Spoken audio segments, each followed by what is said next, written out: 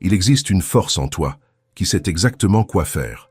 Elle te pousse à agir avec fermeté, à penser avec clarté et à avoir confiance en chacun de tes pas. Mais bien souvent, cette force est étouffée, suffoquée par le doute, la comparaison, les voix qui ont tenté de te convaincre que tu n'étais pas suffisant. Tu n'es pas né avec de l'insécurité. Cette insécurité a été façonnée petit à petit par des critiques qui t'ont marqué, par des échecs qui t'ont figé, par des attentes que tu n'as jamais pu satisfaire. Mais le stoïcisme nous révèle quelque chose de puissant. Tout esprit peut être entraîné à retrouver confiance en lui-même. Imagine à quoi ressemblerait ta vie si, à partir d'aujourd'hui, tu commençais à agir avec une confiance totale, sans peur de te tromper, sans attendre l'approbation de qui que ce soit, sans te bloquer avant même d'avoir commencé. Qu'est-ce que tu ferais? Quelle décision finirais-tu enfin par prendre? L'insécurité ne disparaît pas avec le temps. Elle s'affaiblit chaque fois que tu agis, même avec la peur. Et c'est exactement ce que je veux te montrer aujourd'hui. 10 pratiques stoïciennes, simples mais profondément transformatrices, pour dissoudre l'insécurité, retrouver ta clarté mentale et reconstruire la force qui existe en toi, même si tu l'as oubliée. Peu importe depuis combien de temps tu te sens bloqué, tu peux, oui, reprendre le contrôle de ton esprit. Et pour marquer ce nouveau départ, écris dès maintenant en commentaire. Aujourd'hui, je choisis d'avoir confiance en moi. Même si le doute est encore là, ce choix change déjà ta direction. Parce que la vie commence vraiment à changer lorsque tes décisions cessent d'être façonnées par le doute et commencent à être guidées par ta conviction. Avant la première leçon, je te demande seulement 2 choses. Aime cette vidéo et abonne-toi à la chaîne. Maintenant, on commence. 1. Tu n'as pas besoin d'être parfait. Combien de fois as-tu renoncé à commencer quelque chose, simplement parce que tu ne te sentais pas prêt? Combien de fois es-tu resté bloqué par peur de te tromper, d'être jugé, de ne pas tout faire parfaitement? Tu n'es pas seul, beaucoup de gens confondent perfectionnisme et effort. Mais la vérité, c'est que la perfection n'est pas un idéal, c'est une prison. Un piège subtil qui porte le masque de l'exigence, mais qui, à l'intérieur, n'est que peur. Épictète ne demandait pas à ses élèves s'ils avaient tout fait correctement. Il demandait « As-tu progressé ?» Parce que le progrès te fait avancer, tandis que la perfection te fige. Le perfectionnisme n'est pas une force, c'est une insécurité déguisée. C'est la peur de ne pas être assez bon, maquillé en discipline. Tu veux tellement bien faire que tu oublies d'agir, tu attends tant le moment idéal que tu laisses la vie passer sans y participer. Et plus tu essaies de paraître parfait, plus tu te déconnectes de qui tu es. Parce que personne n'est parfait, seul Dieu l'est. Tu es humain, et l'humain apprend, se trompe, recommence, évolue. La perfection exige une image sans défaut, alors que le progrès demande du courage pour recommencer. As-tu déjà remarqué comme le perfectionnisme te vole ton énergie? Tu commences une tâche simple, mais tu y passes 2 fois plus de temps, tu repousses un projet important parce qu'il n'est pas encore assez bien. Tu refuses de montrer ton travail parce que ça peut encore s'améliorer. Et ainsi le monde ne voit jamais ce que tu as de meilleur, parce que tu ne le montres jamais. Marc Aurèle disait « N'attends pas la République de Platon. Contente-toi du moindre progrès et ne considère pas ce résultat comme insignifiant. Ce qui te transforme, ce n'est pas ce qui est parfait, c'est ce qui est fait. C'est ce que tu as eu le courage de mettre au monde, même en tremblant. Et plus encore, quand tu exiges la perfection de toi-même, tu commences à l'exiger aussi des autres. Et là, tout te déçoit. Tu vis à réclamer, à te frustrer, à te comparer, et tu oublies que la vie est faite de processus, pas de performance. Alors aujourd'hui, arrête-toi, respire, et pose-toi cette question avec honnêteté. Est-ce que je cherche à grandir, ou est-ce que j'essaie de paraître irréprochable? Parce que si ce n'est qu'une question d'apparence, tu resteras figé. Mais si c'est une vraie quête de progrès, alors même en trébuchant, tu avances. Et cela, c'est déjà une victoire. La pratique d'aujourd'hui est simple mais puissante. Libère-toi de l'idéal impossible. Fais ce que tu peux, avec ce que tu as, puis améliore. C'est ça le chemin de l'évolution réelle et de l'estime de soi qui grandit à partir de l'action, pas de l'illusion. Si cette leçon a résonné en toi, écris dans les commentaires « Aujourd'hui, je choisis le progrès, pas la perfection ». Parce qu'à chaque fois que tu agis, même avec la peur, tu envoies un message à ton esprit. Je peux me faire confiance. Et cette confiance vaut bien plus que n'importe quelle perfection. 2. Apprends à vivre avec courage. Cela peut paraître sombre, mais c'est l'une des idées les plus libératrices du stoïcisme. Memento mori. Souviens-toi que tu vas mourir. Marc Aurèle a écrit « Tu pourrais quitter cette vie à tout moment. Que cela guide ce que tu fais, dis et pense. » Ce n'est pas une menace, c'est un appel. Un rappel que le temps n'attend pas et que l'insécurité, qui te semble aujourd'hui immense, ne comptera peut-être plus demain. La vérité, c'est que la majorité de nos angoisses naissent d'illusions. La peur du regard des autres, la honte d'avoir l'air faible, le doute de ne pas être assez. Mais quand tu te souviens de la brièveté de la vie, ces illusions s'effondrent. Tu réalises que rien de tout cela n'a le poids que tu imaginais. Tu comprends que tu n'es pas là pour collectionner des peurs, tu es là pour vivre avec courage. Épictète disait « Pense à la mort comme à quelqu'un qui te regarde en permanence. Et laisse cela guider tes actes et tes pensées. C'est comme si la mort marchait à tes côtés chaque jour, non pour t'effrayer, mais pour te rappeler ce qui compte vraiment. Parce que dans 100 ans, personne ne se souviendra si tu t'es trompé de chemin, si tu as bégayé en public, ou si tu as oublié de mettre ton clignotant. Mais toi, tu sauras, même trop tard, que tu as laissé passer des expériences par peur d'être imparfait. Combien de rêves as-tu reportés à cause de l'insécurité? Combien de fois as-tu laissé passer l'amour, endormi ton talent, étouffé ta volonté, simplement parce que tu avais peur d'essayer, de te lancer? Réfléchis à cela. Tu es né avec un temps limité, et chaque fois que tu cèdes à la peur, tu choisis de survivre au lieu de vivre. Memento mori ne parle pas de mort, mais d'urgence. C'est un appel à se réveiller, avant qu'il ne soit trop tard. Alors fais cet exercice stoïcien. Place tes peurs face au temps, demande-toi. Est-ce que cela comptera encore dans 5 ans? La plupart du temps, la réponse sera non. Et cela, c'est libérateur. Tu vas comprendre que beaucoup de tes insécurités ne sont que de la fumée, et que le feu de la vie te demande de commencer maintenant, même avec la peur. La pratique est simple. Chaque jour, fais au moins une chose alignée avec la personne que tu es vraiment. Cela peut être petit. Remercier et dire non à ce qui te nuit, faire un pas vers ton projet. Mais fais-le, parce que la vie réelle commence quand tu agis, pas quand tu attends. Sénèque a dit « Tu pourrais ne pas te réveiller demain » ou, en te levant, ne pas revoir la nuit. Commence à vivre maintenant. Laisse dans les commentaires « Aujourd'hui, je vis avec courage » et plus que l'écrire, vis-le. Comme si chaque minute avait de la valeur, car elle en a. Et quand tu honores le temps, l'insécurité perd de sa force et ta vie commence enfin à prendre tout son sens. 3. Tu n'es libre que lorsque tu apprends à te maîtriser. As-tu déjà remarqué que parfois, celui qui te gêne le plus, c'est toi-même? Ce n'est pas l'autre qui te fait perdre ton calme, c'est ta réaction. Ce n'est pas l'imprévu qui ruine ta journée, c'est à quel point tu te laisses dominer par lui.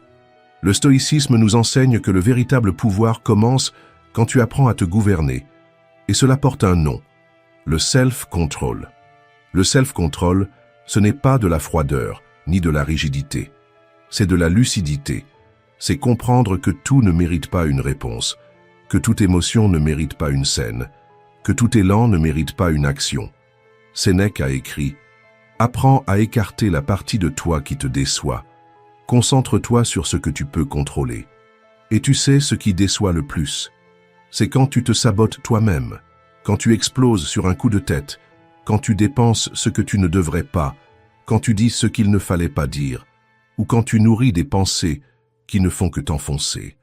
Le self-control, c'est l'espace entre le déclencheur et la réaction. C'est le moment où tu choisis d'agir comme quelqu'un qui commande sa propre vie et non comme quelqu'un qui vit au gré de ses émotions. Tu ressens de la jalousie? Reconnais-la, respire, transforme-la en gratitude. Tu ressens de la colère? Observe, canalise, réponds avec clarté et fermeté. Tu ressens de l'anxiété? Reviens à l'instant présent, un pas à la fois. Tu n'as pas besoin d'être un robot. Mais tu n'as pas non plus à être l'otage de tes propres impulsions. Le self-control, c'est quand tu utilises ton esprit comme un outil, et non comme un ennemi. C'est quand tu entraînes ton regard avant la réaction, ta respiration avant la parole, et ta conscience avant la décision. Tu veux un exercice stoïcien simple? Aujourd'hui, observe tes déclencheurs. pas pour te punir, mais pour comprendre. Qu'est-ce qui te fait sortir de ton centre? Qu'est-ce qui te pousse à réagir sans réfléchir? Remarque, nomme et choisis une autre réponse. Parce que c'est ainsi que l'on construit une véritable force, dans le choix quotidien, de ne pas être dominé par le chaos intérieur, ni par celui de l'extérieur. Le self-control, c'est un entraînement. Et chaque jour où tu te retiens, même quand tu as envie d'exploser, tu envoies un message à toi-même. Je ne suis pas une marionnette de mes émotions. C'est moi qui décide. La véritable sécurité naît quand tu réalises que tu peux te faire confiance. Pas seulement quand tout va bien, mais surtout quand tout dérape. Et que malgré tout, tu restes solide. 4. Tu as le pouvoir de changer tes croyances. Tu peux travailler dur, bien t'habiller, apprendre de nouvelles choses. Mais tant que tu portes en toi une croyance limitante, tout te semblera plus difficile que ça ne l'est vraiment. C'est comme essayer de courir avec une chaîne attachée aux pieds. Tu fais des efforts, mais tu n'avances pas. Peut-être que quelqu'un t'a déjà dit que tu étais lent, paresseux, faible, incapable. Peut-être que tu as échoué une fois et décidé de ne plus jamais essayer. Peut-être même que tu ne te souviens plus exactement de ce qui s'est passé, mais ton esprit agit encore comme si c'était vrai. Ces voix anciennes ne crient pas, elles murmurent. Et le problème, c'est que tu y as cru. Épictète disait « Les gens ne sont pas troublés par les événements, mais par la manière dont ils les interprètent. » Autrement dit, ce n'est pas ce qui t'est arrivé, c'est ce que tu as commencé à croire après cela. Les croyances ne sont pas seulement des pensées, ce sont des racines. Elles s'enfoncent profondément et façonnent tout ce que tu vois, ressens et choisis. Et si ces racines sont pourries, ta vie pousse de travers, pleine de peur, pleine d'auto-sabotage. C'est pourquoi aujourd'hui, je te le dis, tu as le pouvoir de réécrire ton histoire mentale. Les stoïciens n'enseignaient pas que tu devais fuir la douleur, mais que tu devais la regarder avec lucidité. Défier la voix qui dit « tu n'en es pas capable », réfuter l'idée « tu échoues toujours », déconstruire la pensée « tu n'es pas fait pour ça ». Car peu importe qui a planté cela en toi, un professeur d'il y a des années, un membre de ta famille ou une pression sociale, ce qui compte, c'est que tu n'es plus obligé de le porter. Tant que tu ne questionnes pas ces croyances, tu resteras enfermé dans un moi qui n'existe plus. Tu as évolué, mais ton esprit continue de réagir comme si tu étais encore cet enfant rejeté, cet adolescent silencieux, cet adulte incertain. La vraie transformation commence quand tu arrêtes de répéter « je suis comme ça » et que tu commences à dire « je peux être différent ». L'esprit qui te sabotait peut devenir ton allié. Mais pour cela, tu dois cesser d'accepter chaque pensée comme une vérité, chaque peur comme un destin, et surtout, chaque critique comme une sentence. Tes pensées ont besoin de filtres, pas de foi aveugle. Parce qu'une pensée n'est pas un ordre, c'est une proposition. Et tu as le droit de dire « je n'accepte plus ça ». La pratique du jour est simple. Observe tes phrases automatiques. À chaque fois que surgit un « je n'y arrive pas »,« je ne suis pas capable »,« ce n'est pas pour moi », arrête-toi, respire et dis-toi « ce n'est qu'une vieille croyance et je peux en choisir une autre ». Et si cette idée a touché quelque chose en toi, va maintenant dans les commentaires et écris « Aujourd'hui, je choisis de croire en moi ». Fais de cette phrase ton nouveau réflexe. Parce que celui qui change ses croyances change ses possibilités. Et celui qui change ses possibilités change son destin. 5. Contrôle ce qui compte. Libère-toi de ce qui t'enchaîne.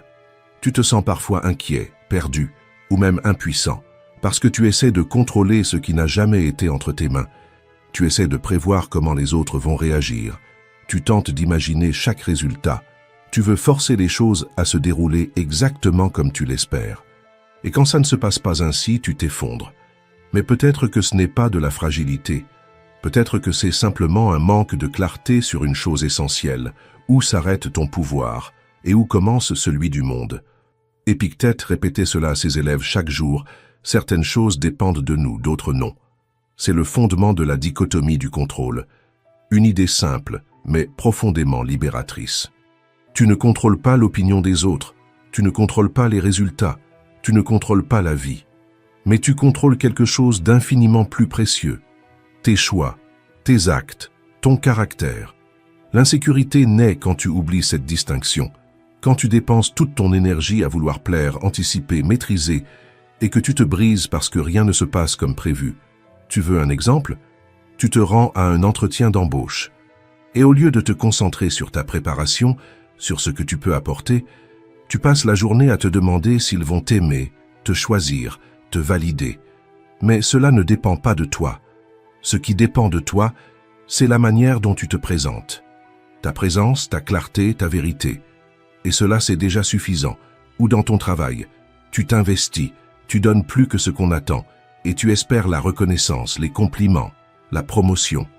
Mais ce que tu ne vois pas, c'est que tu places ton estime de toi entre les mains de quelqu'un qui, peut-être, ne regarde même pas. Et pendant ce temps, tu oublies de te demander « Est-ce que je reconnais ma propre valeur? Est-ce que je le ferais, même si personne ne le voyait ?» Sénèque a écrit que le véritable équilibre vient de la concentration sur ses propres actions et non sur les réactions des autres. Quand tu fais ce qui est juste, parce que c'est juste, et non pour être récompensé, une force intérieure naît, une force que personne ne peut enlever. Accepter la dichotomie du contrôle est difficile, mais c'est cela qui sépare l'anxiété de la sérénité. Parce que lorsque tu sais que tu as fait tout ce qui dépendait de toi, tu peux dormir en paix, même si le monde ne répond pas comme tu l'aurais souhaité. Cette paix n'est pas de l'indifférence, c'est de la sagesse. C'est savoir exactement où s'arrête ton devoir et où commence le cours naturel de la vie. Stephen Covey disait « La clé, ce n'est pas de donner la priorité à ton agenda, mais de programmer tes vraies priorités. » Et peut-être que la priorité la plus urgente aujourd'hui est celle-ci. Cesser de gaspiller ton énergie à essayer de contrôler l'incontrôlable. La pratique stoïcienne du jour est simple. La prochaine fois que tu te sentiras inquiet, fais une pause et demande-toi « Est-ce que cela dépend de moi ?» Si oui, agis avec clarté. Sinon, laisse aller. Respire et reviens à toi. Parce que chaque fois que tu te concentres sur ce qui dépend de toi, tu plantes la sérénité. Et chaque fois que tu relâches ce qui ne dépend pas de toi, tu récoltes la liberté. 6. Découvre qui tu es vraiment. Le stoïcisme n'a jamais été seulement une théorie. C'est une pratique, une discipline, une plongée intérieure et, plus que tout, une quête de connaissance de soi. Les stoïciens n'étudiaient pas pour paraître sages. Ils réfléchissaient pour devenir conscients. Parce qu'ils savaient que la plus grande force d'un être humain ne réside pas dans les apparences, mais dans la clarté de ce qu'il est. Tu peux conquérir le monde, mais si tu ne sais pas qui est derrière tes décisions, tout s'écroule à la première critique, au premier faux compliment, au premier doute non résolu. Sénèque disait « Nous souffrons plus dans notre imagination que dans la réalité. » Et il avait raison. La majorité de tes peurs ne viennent pas de l'extérieur, elles vivent dans ton esprit, dans la façon dont tu interprètes les choses, dans la manière dont tu ressens chaque situation vécue. C'est pour cela que se connaître n'est pas un luxe, c'est une nécessité émotionnelle. Celui qui ne se connaît pas réagit, celui qui se connaît choisit avec conscience. Et cette différence change tout. La connaissance de soi, ce n'est pas s'asseoir en silence, en attendant des réponses mystiques. C'est avoir le courage de regarder honnêtement ce que tu ressens, sans fuir. C'est cesser de blâmer le monde et commencer à se demander « Qu'est-ce qu'il y a encore en moi qui permet cela ?» C'est comprendre que ta colère, souvent, cache une peur, que ta procrastination, souvent, dissimule un perfectionnisme, et que ton anxiété, souvent, vient de cette envie de tout contrôler.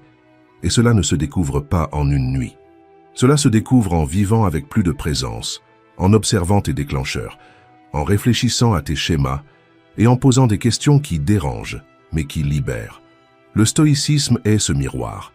Il t'oblige à regarder. Et au début, tu n'aimeras peut-être pas ce que tu vois, mais c'est là que commence la transformation. Tu ne peux pas changer ce que tu ne connais pas.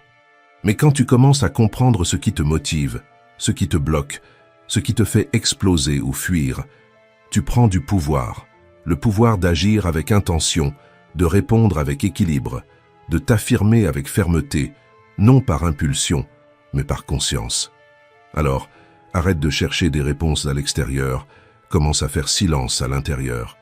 Observe ce qui te blesse, ce qui t'apaise, ce qui te pousse à cacher qui tu es.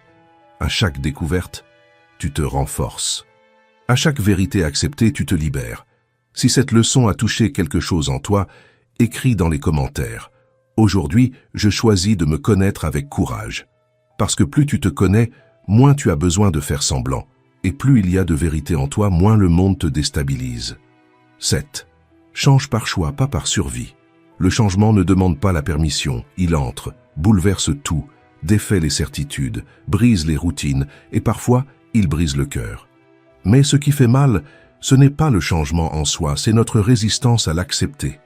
Sénèque a écrit « Tandis que je parle du changement des choses, j'ai déjà changé. Rien de ce que nous voyons ne demeure. » Et il a complété avec la métaphore du fleuve « Tu ne te baignes jamais 2 fois dans le même fleuve, car ni le fleuve n'est le même, ni toi. Le problème, c'est que même en sachant cela, on s'accroche.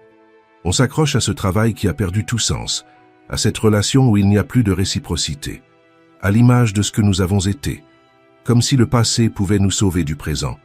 Mais il ne le peut pas, parce que la vie ne s'arrête pas. Et plus tu résistes, plus elle t'entraîne. La vérité, c'est que l'insécurité ne naît pas de la nouveauté. Elle naît de l'attachement à ce qui était. Elle naît de la peur de perdre le contrôle, alors qu'en réalité, ce contrôle ne t'a jamais appartenu. Les stoïciens ne craignaient pas le changement. Ils l'étudiaient, l'acceptaient et comprenaient que tout est éphémère. Le corps, le statut, les liens, la mémoire. Marc Aurèle disait « Tout est transitoire, aussi bien celui qui se souvient que ce dont on se souvient. » Et pourtant, on insiste à vouloir tout maintenir fixe, comme si la stabilité était synonyme de sécurité.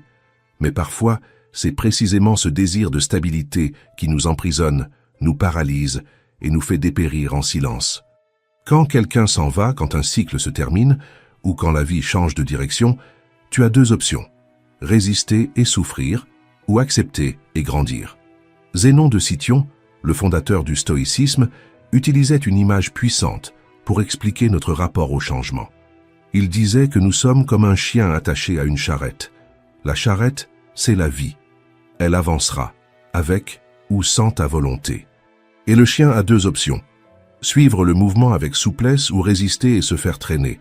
Le choix existe, mais le chemin ne s'arrête pas. Plus tu luttes contre ce que tu ne peux pas contrôler, plus tu souffres. Mais quand tu acceptes, quand tu marches avec ce qui est inévitable, tu avances en restant entier. Accepter, ce n'est pas se résigner, c'est comprendre que chaque changement contient une invitation à évoluer, à se détacher de ce qui ne t'appartient plus, à s'adapter à de nouveaux chemins et à recommencer avec plus d'intention. Tu peux regarder une perte et ne voir que le vide, ce qui manque ou ce que tu as perdu, mais tu peux aussi regarder à nouveau, plus calmement, et voir l'espace qui s'est ouvert, la vie qui émerge devant toi. C'est difficile, oui. Parfois, la douleur est telle que tu te sens brisé, incomplet, mais même brisé, tu peux encore choisir d'avancer. Alors, au lieu de lutter contre l'inévitable, demande-toi, qu'est-ce que cela veut m'apprendre? Qu'est-ce qui, en moi, a besoin de changer avec ce qui change autour? Pratique cela. Observe une partie de ta vie où tu résistes encore. Ce peut être une relation qui ne te nourrit plus, un projet qui n'a plus de sens, une image de toi-même qui n'est plus d'actualité. Lâche prise. Comprends que lâcher prise n'est pas une faiblesse, c'est de la maturité. Et accepter est la première étape pour transformer ce qui ressemblait à une fin en un commencement. Avance avec le changement, pas contre lui. Parce que celui qui accepte le flux de la vie ne perd pas le contrôle, il gagne en liberté. Et là où il y a liberté, il y a force. Car rien ne te rend plus inébranlable que le courage d'aller de l'avant, même quand tout change. 8. Les mots que tu répètes deviennent des ordres pour ton esprit. As-tu déjà pris le temps d'écouter ce que tu te dis chaque jour? Peut-être pas à voix haute, mais là, dans le silence de ton esprit. C'est cette voix qui surgit quand tu fais une erreur. Encore raté. Tu n'apprends jamais. Rien n'avance avec toi. Et tu sais ce qu'il y a de plus dangereux? Ce n'est pas l'erreur, c'est ce que tu te dis à toi-même après. Marc Aurèle a écrit « Ce que tu penses de toi-même est bien plus important que ce que les autres pensent de toi. » Et ce n'est pas de la philosophie de livre, c'est une question de survie émotionnelle. Parce que la manière dont tu te traites à l'intérieur détermine la manière dont tu vis à l'extérieur. Si ton esprit est un champ de bataille, tu vis en alerte, même les jours de paix. Si ton esprit est un tribunal, tu es constamment jugé par toi-même. Mais quand ton esprit devient un refuge, tout change. Tu n'as plus besoin de fuir, plus besoin de te cacher. Tu commences à marcher avec l'assurance de celui qui sait que, quoi qu'il arrive, il existe un endroit sûr en lui-même. Tony Robbins a dit une phrase simple mais puissante.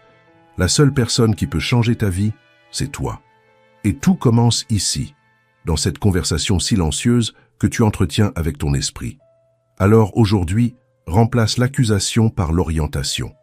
Au lieu de penser « j'ai encore tout gâché », dis « j'ai fait une erreur mais je peux en tirer une leçon ».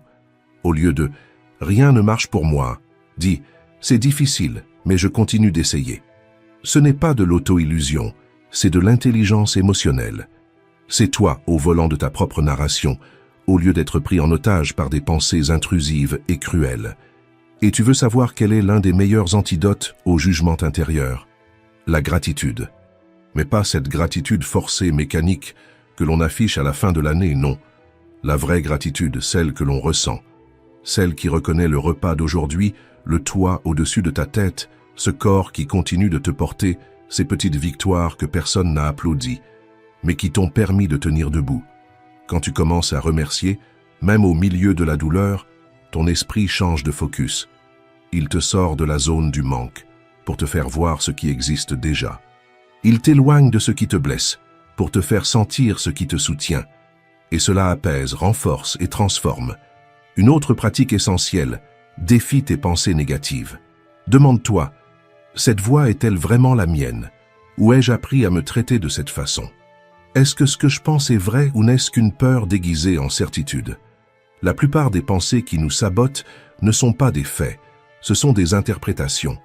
Et quand tu commences à les remettre en question, tu commences à te libérer. Mais ne sois pas dur avec toi-même.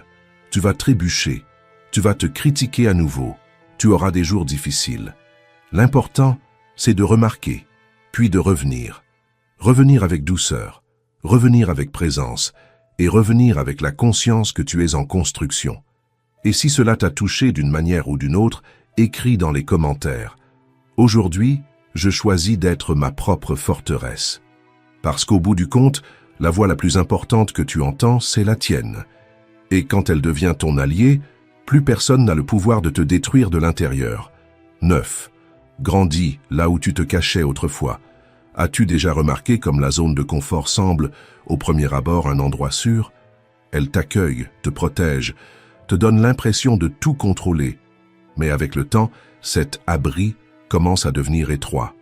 Et ce qui semblait être du confort devient une limitation. Le stoïcisme nous enseigne que la croissance se produit en dehors du prévisible. Marc Aurèle a écrit « La vie exige de l'action, pas des garanties ». Et pourtant, on insiste à attendre le moment parfait, le feu vert, la certitude totale, qui ne vient jamais. La vérité, c'est que la zone de confort n'est pas faite de paix, elle est faite de répétitions, et les répétitions mènent à la stagnation. Tu te lèves, tu travailles, tu réponds, tu survis, mais ton âme ne bouge plus. Tu veux changer, mais tu ne veux pas prendre de risques. Tu veux devenir plus fort, mais tu ne veux pas ressentir d'inconfort. Tu veux vaincre ton insécurité, mais tu refuses de quitter ce que tu connais déjà. Épictète disait que l'habitude est un tyran déguisé en routine. Et toute habitude qui te protège trop te limite aussi. Élargir ta zone de confort, ce n'est pas faire n'importe quoi, c'est faire autrement. C'est dire ce que tu as toujours retenu, essayer ce que tu as toujours repoussé, te positionner là où ton ancienne version n'aurait jamais osé se trouver. La neuroscience appelle cela la plasticité. Chaque fois que tu fais quelque chose de nouveau, même de très petit, ton cerveau enregistre. C'est possible. Et peu à peu, ce qui était inconfortable devient familier. Ce qui était impensable devient une habitude. Et ce qui était peur devient fondation. Tu veux savoir comment vaincre l'insécurité? Ce n'est pas en te cachant, c'est en te testant. C'est sortir avec la peur et revenir avec une nouvelle histoire. C'est échouer, apprendre, recommencer avec plus de force. C'est faire ça aujourd'hui, demain et après-demain, jusqu'à ce que le nouveau ne te fasse plus peur, mais t'élargisse. La pratique d'aujourd'hui est simple. Choisis une chose petite, mais en dehors de ta zone. Parle à quelqu'un, donne ton avis, partage une idée, ou change simplement un itinéraire. Ce n'est pas obligé d'être parfait, ça doit juste être différent. Chaque petit pas, hors de ta zone, est un grand pas vers ta confiance en toi. 10. Fais le premier pas vers la vie qui t'appartient. Il arrive un moment où tu dois cesser d'attendre la validation et commencer à te construire de l'intérieur. Un moment où même avec la peur, les doutes et les jours difficiles, tu choisis d'avancer parce que la sécurité que tu cherches à l'extérieur naît en réalité lorsque tu marches avec intégrité, même dans le silence. Marc Aurèle a écrit « Si c'est supportable, alors supporte. Cesse de te plaindre. » Et cette phrase dite avec fermeté n'est pas de la cruauté, c'est une forme de liberté. Elle te rappelle que tu es plus capable que tu ne le crois, qu'en toi réside une force que le monde ne connaît pas, et que toi seul peux l'activer en vivant avec un vrai sens et non pour être applaudi. Ta vie n'est pas une comparaison, ce n'est pas une scène, c'est un chemin. Et ce chemin ne se construira que lorsque tu cesseras de te distraire avec ce que les autres attendent de toi, et que tu commenceras à honorer ce que toi, tu attends de toi-même. Tu n'as pas besoin de tout accomplir aujourd'hui, ni de résoudre ta vie en une semaine. Mais tu dois commencer avec un geste, une habitude, une décision. Le stoïcisme n'est pas une belle théorie à admirer, c'est une pratique exigeante à incarner. C'est se lever avec ce que l'on a, c'est agir même quand on a peur, c'est recommencer avec dignité, c'est se réveiller demain et recommencer encore, même sans témoin. Tu n'es pas ici pour être parfait. Tu es ici pour évoluer, pour construire, pierre après pierre, une vie qui reflète ta vraie valeur. Et chaque petite action alignée avec cela est déjà une victoire. Alors aujourd'hui, choisis de faire un pas avec intention. Pas pour impressionner qui que ce soit, mais pour respecter la personne que tu es en train de devenir. Si ce parcours a résonné en toi, écris dans les commentaires. Aujourd'hui, je construis mon chemin avec fermeté. Et rappelle-toi, tu n'as pas besoin d'aller vite, tu as juste besoin de continuer. Avec vérité, avec clarté et avec courage. Parce que celui qui avance avec un but est déjà en train de gagner. Si tu es arrivé jusqu'ici, écris dans les commentaires « Courage stoïcien ». Comme ça, je saurai que tu fais partie de ceux qui vont jusqu'au bout. Et si cette vidéo t'a touché d'une manière ou d'une autre, rends cette énergie. Like, commente, partage et abonne-toi à la chaîne. Merci beaucoup d'avoir regardé.